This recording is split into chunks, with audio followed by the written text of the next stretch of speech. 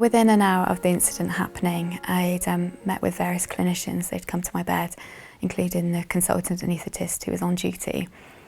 But also, what was really a positive thing out of that situation was I met with the anaesthetist who made the particular error of not flushing the line, and he came to my bed and sat beside my bed and apologised, and you could tell he was really broken by it. It'd definitely been a costly mistake for both of us.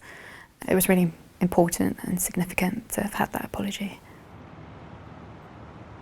There was a chief surgical nurse she was on duty at the time of the incident and came over to see me and spent a lot of time with me, and she gave me her mobile number and explained the next steps and said there would be a 72-hour report, and that if I ever wanted to find out more or understand what was going to happen next, then I could contact her through this mobile number. So that was really helpful. So I knew I was leaving hospital knowing I had a source of contact, a source of direct contact, and I'd also had an apology, and yeah, so that was, I guess, probably as positive as it could be in that moment for such a traumatic incident, I think.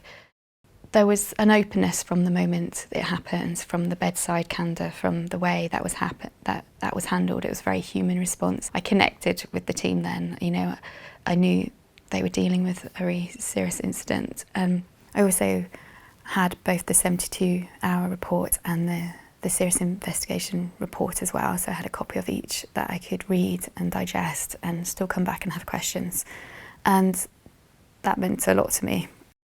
It was important for my own personal health and well-being and healing to see, you know, to not feel like this incident just got brushed under the carpet, that everything seemingly came out into the light. It was seemingly thoroughly investigated, that they were interested in positive long-term change, and that they took the opportunity to implement what feels like significant changes before something even more catastrophic happened to someone.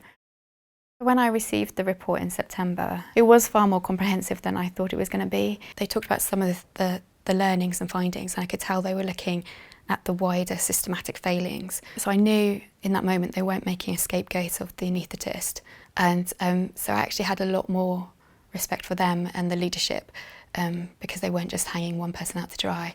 And I knew they were serious when they invited me to be a part of that solution, to help with speaking to a training environment and to tell my story and give me time for that, as well as producing reports, and as important as that is, as well.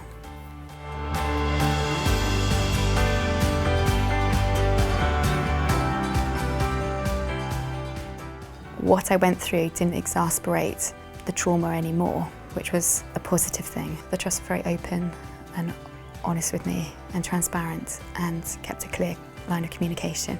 Yes, there were things that weren't always perfect, or occasionally you might have to chase, but I had a means to do that and a contact person, and I knew that they were taking it all very seriously.